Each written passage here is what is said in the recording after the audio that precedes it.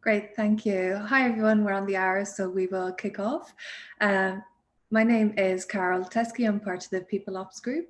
So I'm joined today by Dave Gilbert, who is VP for recruiting, and a lot of other members for the People group that are here to answer your questions.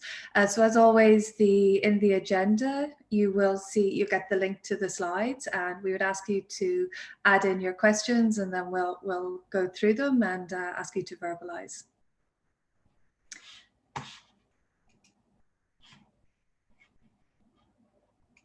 So I'll give you a few minutes to think of questions that you want to ask. In the slide deck, you'll see the highlights and the lowlights really from since our last GC. We've also listed some open positions that we're looking to hire for. So a little bit of a call to action for any referrals. Thank you for there. Okay, so open to questions.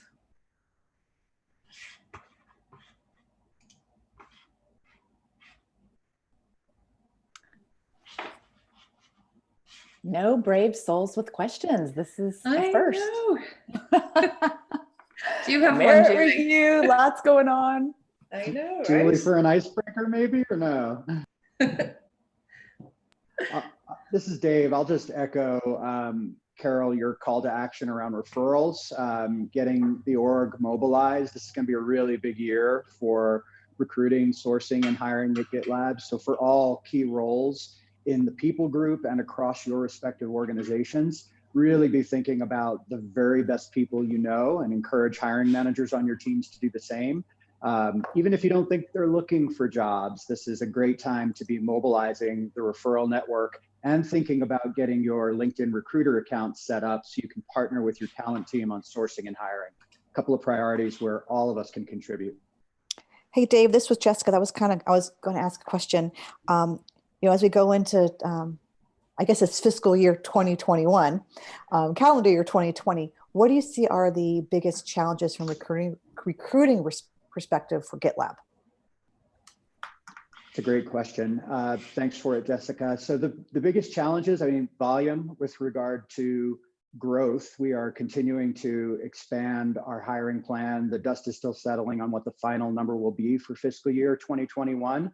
But I can state with strong confidence, it'll be bigger than the really big year we had in FY 2020. We have a KPI that we're driving toward, that 28+% of the talent that we bring to the company will have been sourced as proactive efforts by the recruiting and sourcing teams. And we really are looking for all of the hiring organizations to lock arms and be strong partners with strong partners in crime to us in that effort of bringing the very best people with intentionality to the company, with a few different themes. One, continuing to raise the hiring bar, mission critical for GitLab. It's the #1 risk on our key risks in our handbook. Two, location. Let's take advantage of the fact that we're an all remote, geographically dispersed company and optimize for location factor. And three, the D in our credit values, D&I, let's use our sourcing efforts as an opportunity to get very intentional about bringing women and other underrepresented groups to GitLab.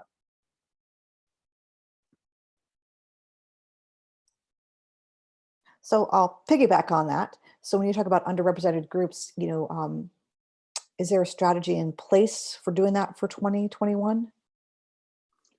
You'll see as we shape the OKRs for even first quarter, you'll see that emphasized as part of a top of funnel goal that we articulate, like focusing a certain percentage, a large percentage of our sourcing efforts on bringing women and underrepresented groups to the company.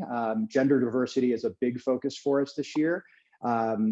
Candace might be on and maybe could share a little bit about our partnership with Anita Borg, which will be just one effort to bring technical talent to the company that increases our gender diversity.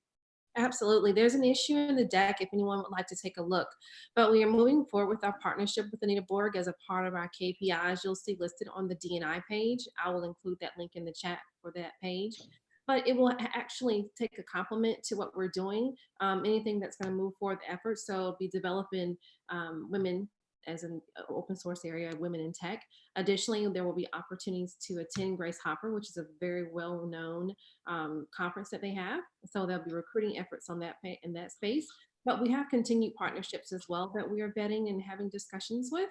But Anita Borg is one of the ones that we're going to move forward with for now.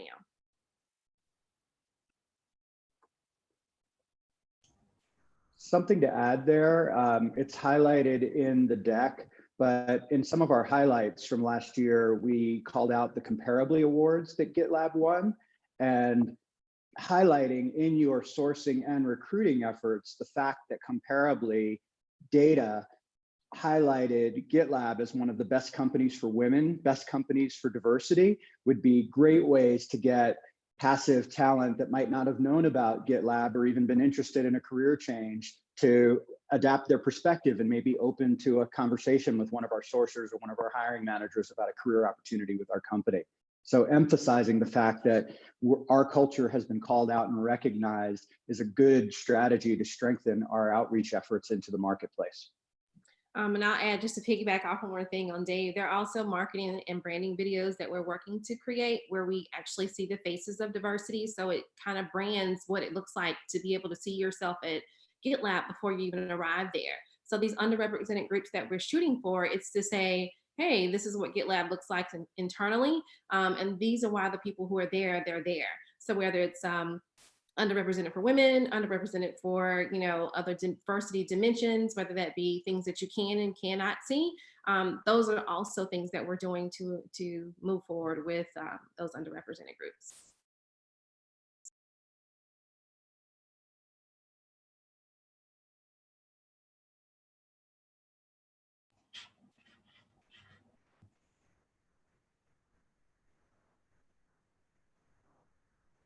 Okay, I think Melissa, you're typing a question there. If you want to verbalize it, and we can get it added to the agenda.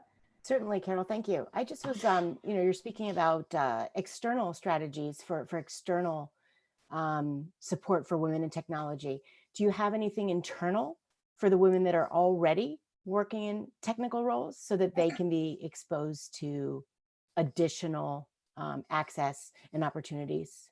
I love that. That's a great question. So if you also, there's a call that I have and I lead once a month, is the Diversity Initiatives call. On that call, we have a conversation and we speak to what we have, that the current, like the framework for diversity and inclusion, from sourcing to partnerships to sponsorships and things of that nature. Through all of those, there are several things that take place. That being, for example, using Anita Borg, the Anita Borg opportunity would be so many things that come from it, developing those women here. Additionally, we will create opportunities to how we can think about the future pipeline and what we can do to prepare the women that we have here. So we're looking to move into that space as well, to what can we do so that when opportunities are available, just to use one for as an example, a CPO or, you know, different levels in sales and other areas, work functions, that we do have those women here that we are developing and we're focusing on us as well. So yes, those strategies are being implemented, they're being discussed, they're being developed, and it's a matter of moving forward with what will work best for now. There's so many things that we can do. It's kind of like, what can we do right now in the quickest way, and see if that happens and that works for now. There are also trainings that we're doing. We're starting with basic things, but those aren't focused on women. It's understanding diversity, but moving from those, there will be other opportunities through those partnerships again, for things that they have, or there'll be courses and things of that nature to get involved. So more to come from when we actually do the onboarding with Anita Borg, and we will move that information out.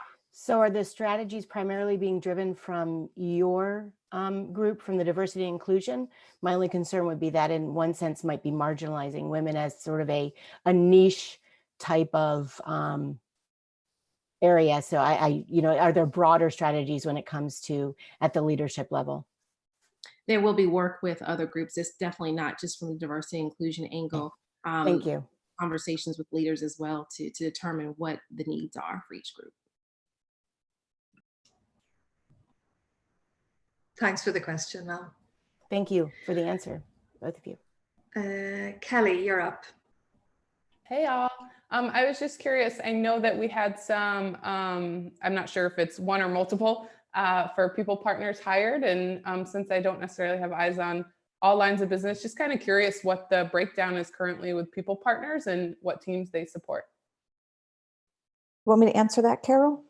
Yeah, please do. Thank you. All right, so I'm Jessica.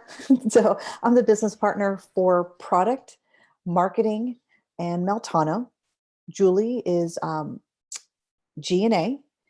Rose is handling engineering. We have Carolyn, who is our new director of business partner for sales, and Lorna is also a sales business partner as well. Perfect. Did I miss any, Julie, did I miss anything? Nope, I think Okay. you got it. Can I And make by a the way, we're merge super request? excited, and we're super excited to have Carolyn here. So I'm not sure she's on. If she is, she can wave. Hi, Carol. Really happy to have her.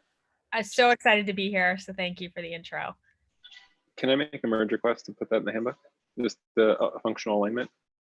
I think it's in there, but I couldn't find it yesterday. Could you not? Yeah. Okay. I'm gonna have a look for the link because I saw it a couple of months ago, but may need updating. Yeah. I'll ping you, Eric. Oh. Thank you. All right. Thank you.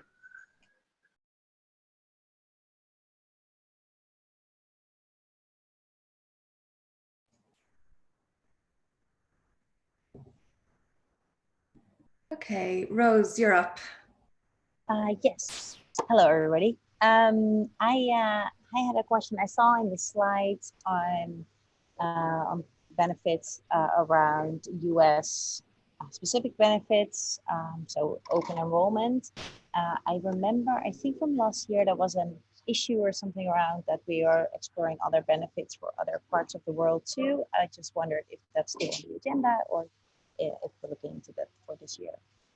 Yeah, I can grab that one. So we highlighted the U.S. open enrollments. There have been a lot of questions in Slack on this slide with the conversion new plan starting 1/1. We are consistently looking at our benefits globally. And so in each, one of the things we did, excuse me, in Q3 and Q4 of last year was we held the benefit survey in Q2, and then we started analyzing based on sort of 3 pillars on what benefits we would look at globally to start with. And that's medical, life insurance, and pension. So on each benefits page in the handbook, there's a section on each of those as to why we do or do not offer that benefit. And then if there's an open issue, linking to that issue. And if you have any questions on any of the open issues, feel free to reply there, and we can make sure to document, where we're at or what the holdups would be. Thanks for the answer. I thought it could help with the diversifying of the location factor, like for hiring, right? So that's why I just wanted to know. Thanks for the answer. Yeah, absolutely. And then as we also work on our, expanding where we offer PEOs and where we open entities, there's open issues on where those are planning. We simultaneously do a benefits review as well. So there's the contractor factor if it's in a contract location, and when that rolls over to be an employee relationship, we do that analysis all at one time, so that when we offer a new contract to somebody, now they can understand, what that benefits package is, and be able to start that relationship with those benefits from the start date instead of doing it after the fact. So those would all be in an issue since they'd be under review. But yeah, that's sort of our goal for this year. If there's any feedback, again, please feel free to open an issue on the compensation issue tracker. Thanks. Thanks. And then next up is Kelly. Yes. Me again, sorry. The OT CompCalc is live, so I was just kind of curious if we've gotten any feedback internally or from candidates. It might be too soon, especially with the holidays, but it's exciting news for us in the sales world, so just kind of curious. Yeah, so we are working to bring, right now we have now we can have OTE in the comp calculator. So we haven't gotten a lot of feedback yet, at least not that's come to compensation. If you have feedback, we'd love to get it to be able to keep iterating. I want to thank Lean for her tireless work throughout the December and January months to get this calculator live. So now we have a lot of options. We're able to add directors into the role. We're able to add sales roles into there. And, we just have some little things to work out on the calculations. There's multiple different ways, whether it's a bonus based on base or whether it's an OT split. So as we work through some of those, we can add more and more roles into the calculator. So keep a lookout for that. Thank you.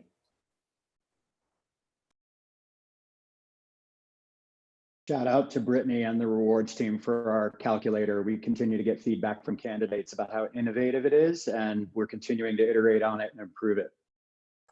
Thanks, glad to hear it.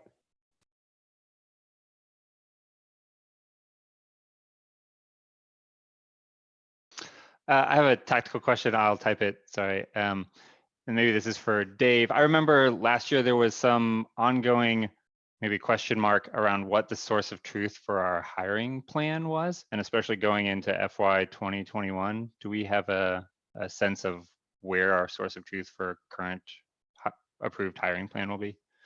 It's a great question, Kenny. It won't be Greenhouse. Greenhouse has its system limitations, and putting Greenhouse as the single source of truth for all hiring metrics is not ideal. We're working closely with the finance team. Our partner, Christine Machado, is on the line and is actually leading a scrub team to help to drive the definition of what our SSOT for recruiting will be, and make sure that we're all locked arms between the hiring teams, the recruiting teams, the business partners, and finance. Yeah, just to hop in a little bit on that, just started the working group, but oh, thanks April for adding the link in there. So we're just starting our meeting this week. Finance is going to own it, just based off of budgeting kind of being the yes or no most often on if we get a hire or not. So finance is going to own it. But yeah, we're looking to integrate our systems, involve obviously recruiting very heavily on it, and hiring managers. Awesome, cool. And I saw there's a Slack group for that working group, so we can also follow along there. Thank you.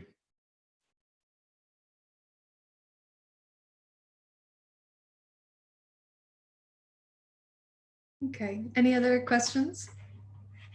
Kira, I do have a question. I haven't typed it out yet because I'm still thinking the question, and this one for Dave. I know we have very aggressive headcount for this year. And I'm just wondering, as we go out there, recruit a new team member, and GitLab is very unique. So the way we run things, not many people can keep up with it. How do we know that we find the right candidate? Because, going through the process to find somebody, hire them the system, and then, 1 month later, 2 months later, it might not work out for whatever reason. How are we, what do we have in place to make sure that we can keep that number down low? Sorry for the hard question in the morning. No, the other way around. Thank you for the hard question, and I'm fully caffeinated, so therefore prepared to handle it, Jenny. It's an odds game, and you never bat 1,000.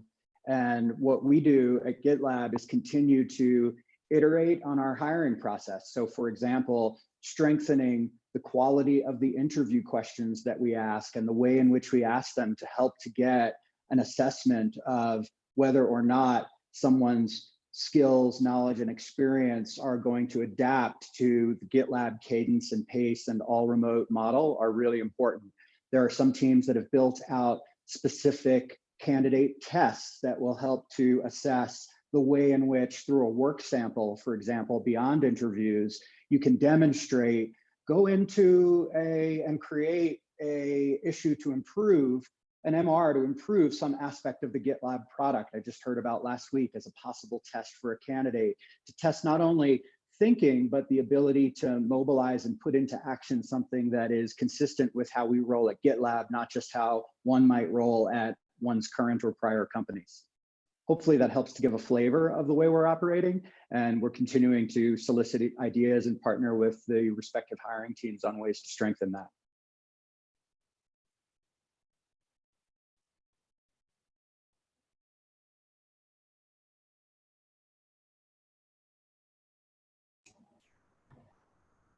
Did that answer your question sufficiently, Jenny? Just making sure. Last thing I'd add is we're looking at data on the attrition side of the house to close the loop and look at ways in which to refine where we see a faster turnover of hires that we've made for a particular team or a particular role. That would be an indicator that we need to make some of those adaptations and improvements. Thank you. I think that's happy because, I think we are a very unique company, and I just would hate for us to get a wrong message out there if we're not able to retain our new hire for whatever reason.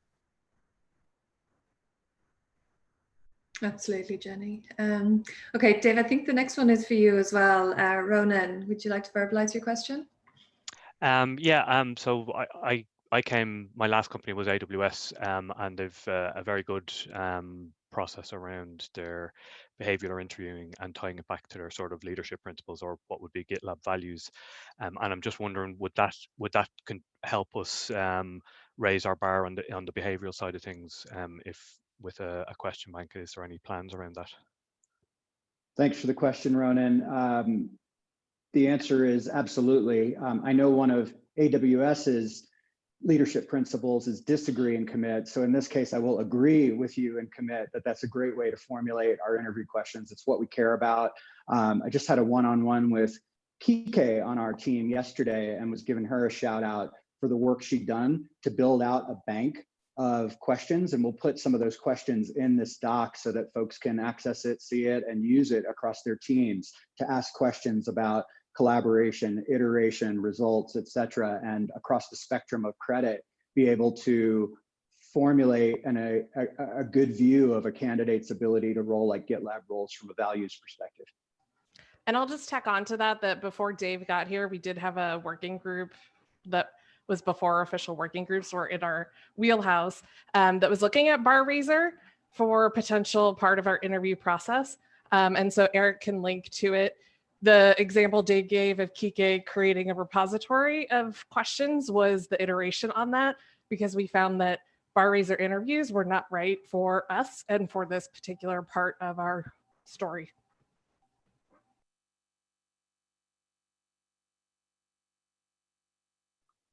All of us should be bar raisers when we interview, not designated specialists. My 2 cents. Completely agree. Okay, I think we've time for one more question. If and feel free to just call it out if the doc is being a bit slow. Is there any intention to flesh out the calculator for solutions architects and TAMs? I know that's kind of like a pre and post sales role, and it's kind of harder to define because I know things like certifications can even come into play to increase value. But a lot of, speaking for both myself and a lot of my colleagues, I've already made a reference, and I have a few other references, referrals in mind. And for me, the calculator looked awesome when I was starting to try and onboard. I was applying, and when I didn't see anything for solutions architect, I just used software engineer instead and kind of got an idea. But that tool is such a cool leverage point, especially for people that are kind of those techies. I'm curious to know if we're going to flesh that out for those folks. Yes, this is definitely top of mind. So we first needed to get the calculator in a place where we could put the roles in there, since there is an OTE component or a total target cash component. And so then that next iteration will be working with the sales leadership, where we finished defining what those ranges look like for fiscal year 2021 internally, and then we can review for publication to post that to the world. But that will have to be reviewed and approved by the sales leadership once we have all the dominoes in place, so to speak. Okay. And I also just wanted, and thank you, that was a perfect answer.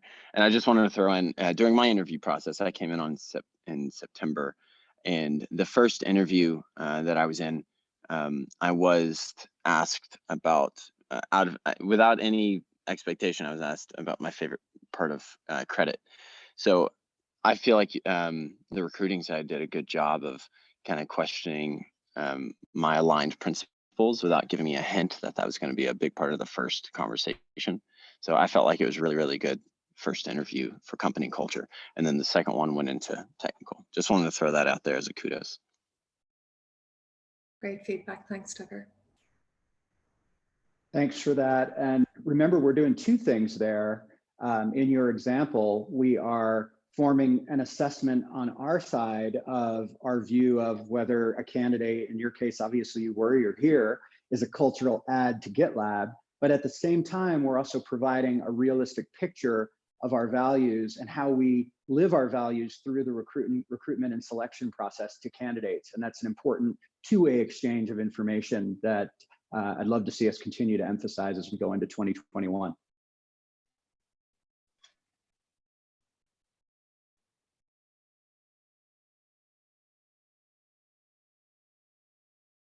Okay, I think we're pretty much at time. So thank you everybody for your questions, and we'll see you again in 6 weeks. Bye for now.